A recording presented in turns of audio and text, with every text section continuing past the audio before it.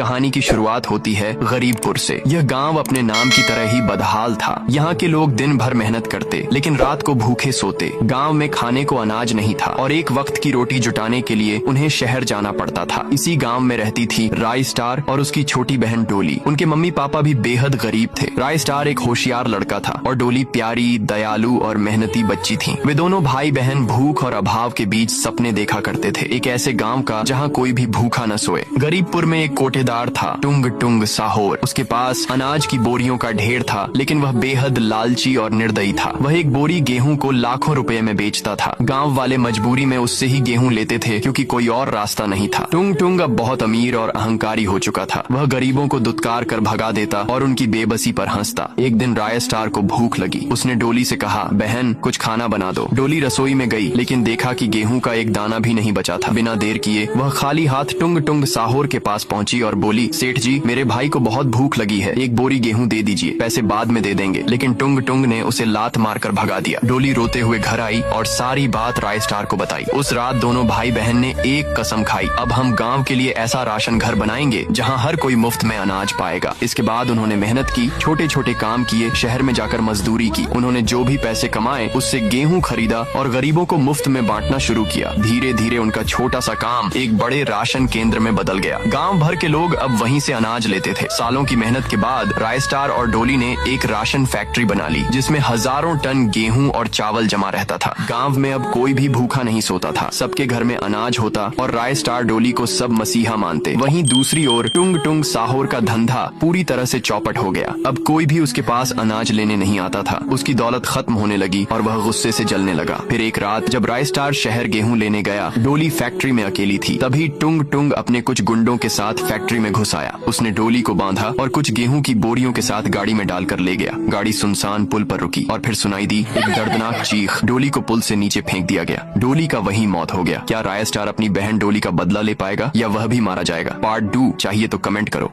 पिछली रात टुंग टुंग साहोर डोली को धक्का देकर मार देता है। अगली सुबह राय स्टार जब अपनी फैक्ट्री लौटा तो वहाँ का मंजर दिल दहला देने वाला था। जगह जगह तोड़फोड़ हुई थी, मशीनें बंद पड़ी थीं और सबसे दर्दनाक बात, डोली गायब थी। पूरे गांव में उसकी तलाश हुई। कई दिन बीत गए और फिर पुलिस को नदी किनारे एक लाश मिली। वह डोली थी। उसके चेहरे पर दर्द, पीड़ा और बेबसी साफ दिख रही थी। राय स्टार टूट चुका था। उसने अपनी बहन का अंतिम संस्कार किया पर उसकी आंखों के आंसू सूख चुके थे। अब उसके भीतर सिर्फ एक जिद बची थी, गाँव वालों की सेवा। डोली की मौत ने गरीबपुर को हिलाकर रख दिया था। हर तरफ उदासी छा गई थी लेकिन फैक्ट्री जैसे तैसे चल रही थी। किस्मत ने फिर एक वार किया। एक रात टुंग टुंग साहोर अपने गुंडों के साथ आया। उन्होंने राय स्टार को बेरहमी से मारा और फैक्ट्री से सारा अनाज लूट लिया। गरीबपुर एक बार फिर भुखमरी के अंधेरे में डूब गया। अमावस्या की रात को गांव के श्मशान के पास से एक चीखती हुई आवाज आई, एक डरावनी गूंजती हुई आवाज जो हवा में कांपती हुई फैल रही थी। गांव वाले समझ नहीं पाए कि यह क्या था, लेकिन अगली सुबह उन्होंने देखा गांव के बीचों बीच ढेर सारी गेहूं की बोरियां पड़ी थीं और उनके बीच खड़ी थी डोली। पर वह अब पहले जैसी नहीं थी। उसका चेहरा सफेद, आंखें लाल और बाल बिखरे हुए थे। वह भूखी डोली की आत्मा बन चुकी थी। उसके चेहरे पर करुणा नहीं, क्रोध था। उसने कहा, गेहूं ले लो फ्री में। अब हर रात गांव में जो आता उसे गेहूं मिलता, पर जो कोई लालच या घमंड करता उसे डोली नहीं छोड़ती थी। उसकी आत्मा उसे उठा ले जाती और अगली सुबह उसकी लाश किसी खेत में पड़ी मिलती। गाँव में डर फैलने लगा पर भूखे लोगों के लिए वह एक देवी बन गई थी। गाँव वालों ने एक तांत्रिक को बुलाया। तांत्रिक ने अपनी तंत्र विद्या से सारा अतीत देख लिया। उसने कहा, डोली की आत्मा को इंसाफ चाहिए। जब तक उसे न्याय नहीं मिलेगा वह भटकती रहेगी। उसका गुस्सा और भूख गांव को तबाह कर देगा। डोली की आत्मा को सिर्फ एक चीज चाहिए थी, टुंग टुंग साहोर का अंत। फिर एक रात टुंग टुंग अपने कमरे में सो रहा था। अचानक कमरे की दीवारें हिलने लगी, दरवाजे अपने आप बंद हो गए और चारों ओर गेहूं की बोरियां भर गईं। वह घबरा गया। तभी एक आवाज गूंजी, गेहूं ले लो फ्री में। डर के मारे टुंग टुंग चिल्लाया, कौन है? डोली की आत्मा प्रकट हुई। उसके शरीर से आग निकल रही थी। वह बोली, तूने मुझे मारा, मेरे भाई को छीना, मेरे गांव को भूखा किया, अब तू भूख का स्वाद चखेगा। डोली ने उसे मौत के घाट उतार दिया। टुंग टुंग की चीख गांव भर में गूंजी और फिर सब शांत हो गया। उसके मरते ही डोली की आत्मा हवा में उठ गई। अब गरीबपुर में दोबारा रौनक लौट आई थी। फैक्ट्री फिर से खुल चुकी है। लोग आते हैं, भरपेट खाना खाते हैं और कहते हैं डोली अभी जिंदा है। उसे दिन से फैक्ट्री में जो भी चोरी करने आता है तो सुनाई देती डरावनी आवाज। अगर आपको ये वीडियो पसंद आया तो कमेंट में लिखो, डोली अभी जिंदा है। ढोलकपुर में 8 बजे थे। रोज की तरह चारों ओर डोरबेल की आवाज गूंज रही थी। सभी लोग जल्दी जल्दी अपने घरों के दरवाजे बंद कर रहे थे। हर एक इंसान थर थर कांपते हुए दरवाजा बंद कर रहा था। सभी लोगों के चेहरे पर अलग ही चिंता थी। उनमें से एक था रणवीर का घर। बेटा, मैंने सब दरवाजे बंद कर दिए हैं, अब तू गलती से भी दरवाजा मत खोलियो, चुपचाप सो जा। पर पापा, मुझे बहुत जोर की सुसु लगी है, तो सूसू करके आऊं क्या? ठीक है, तू जल्दी सुसु करके ऊपर आ जियो, बस एक बात का ध्यान रखियो, दरवाजा मत खोलना। हाँ पापा, मैं दरवाजा नहीं खोलूंगा, खामखा डरते रहते हो। ये कहकर रणवीर सुसु करने के लिए नीचे चला जाता है। सुसु करके दरवाजे को देखकर रणवीर गहरी सोच में डूब जाता है। अब मैं देख कर रहूंगा कि 8 बजे के बाद दरवाजा खोलने पर क्या होता है। फिर क्या था, रणवीर सीधा जाकर दरवाजा खोल देता है, पर वहाँ एक बॉक्स के अलावा कुछ नहीं था। रणवीर बिना कुछ सोचे समझे बाहर निकलकर बॉक्स को उठा लेता है और उसे घर में ले जाने लगता है। जैसे ही वह बॉक्स खोलता है, एक डरावनी सी चुड़ैल झाड़ू पर बैठकर आती है। तभी अचानक अर्जुन का सिर धड़ से अलग हो जाता है। वह चुड़ैल ऊपर जाती है और अर्जुन की तरह उसकी मम्मी पापा का भी सिर धड़ से अलग कर देती है। अगली सुबह ये बात राइस्टार को पता चलती है। वह पेशे से एक पुलिस वाला था। 3 मौत बस एक दरवाजा खोलने से ये सुनकर राइस्टार ने ठान लिया, अब इसका पर्दा फाश करके रहूंगा। क्यों 8 बजे के बाद दरवाजा खोलना मना है। रात हुई, राइस्टार उसी घर में रुका हुआ था। 8 बजते हैं, चारों ओर डोरबेल की आवाज गूंजने लगती है। राइस्टार बिना डरे जाकर दरवाजा खोल देता है। उसे वही बॉक्स दिखता है जो अर्जुन को भी दिखा था। वह बॉक्स राइस्टार घर के अंदर लाता है और खोल देता है। ठीक वैसे ही होता है। एक डरावानी सी चुड़ैल झाड़ू पर बैठकर आती है, पर इस बार वह चुड़ैल अंदर घुस नहीं पा रही थी। चारों ओर कोशिश करने के बाद उसे अपने असली रूप में आना ही पड़ता है। अरे मैं इस घर में घुस क्यों नहीं पा रही? कल ही तो घुसी थी, अब मुझे खुद ही जाना पड़ेगा। वह चुड़ैल राइस्टार की ओर बढ़ती है, पर असली रूप में आकर भी वह अंदर नहीं घुस पा रही थी। अरे बता, तेरे में ऐसी कौन सी जादुई शक्ति है जो मुझे आने से रोक रही है? मैं इंसान ही हूँ, पर मेरे पास इतनी पावर है कि तुझे क्या, तुझसे अच्छे अच्छे भूतों को भी रोक देती हूँ। तू कौन से खेत की मूली है? अब चल बता, लोगों को 8 बजे के बाद क्यों मार रही है? वरना मैं तेरा बॉक्स जला दूंगा। तेरी पावर उसी में है ना? नहीं, ऐसा मत करना, मैं तुम्हें सब बताती हूँ। दरअसल मेरा नाम करीना है। एक दिन मैं और मेरा बच्चा एक रास्ते से जा रहे थे। रास्ते पर पड़ी एक गुड़िया दिखी, पर उतने में एक जीप आकर उसे टकरा गया। मेरा बच्चा दर्द के मारे तड़प रहा था। मदद की आस में मैं सीधा इस गांव में घुसी। लोगों के घर जाकर दरवाजा खटखटाया, पर किसी ने भी दरवाजा नहीं खोला। कुछ देर बाद एक ने दरवाजा खोला। प्लीज मेरी मदद करो, मेरे बच्चे का एक्सीडेंट हो गया है।